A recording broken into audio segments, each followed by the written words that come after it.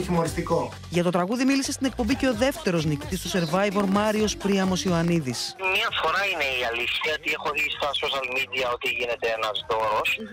Γνωρίζω ότι ο Τους είναι ένας ιδιαίτερος καλλιτέχνης και γενικά ο στίχος του πάντα κάνει κάποια αίσθηση σε ό,τι και αν ασχοληθεί τέλος πάντων. Είναι ένας ιδιαίτερος στίχος όπου οι απόψεις τέλος πάντων δίστανται στο συγκεκριμένο στίχο. Η δική μου άποψη είναι ότι καταλάβαμε από το τραγούδι ότι ο Τους του αρέσουν οι τουρκάλες. Είναι από τις πιο όμορφες γυναίκες αναμφισβήτητα και η πιο όμορφη γυναίκα που είχα στη ζωή μου ήταν η τουρκάλα.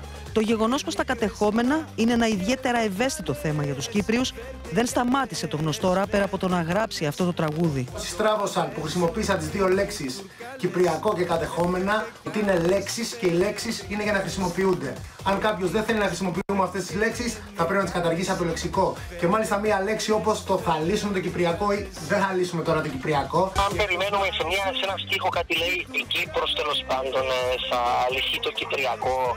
Εάν περιμένουμε από τον Τους και από τον Blade που είναι στο βίντεο κλίπ, νομίζω καταστραφήκαμε.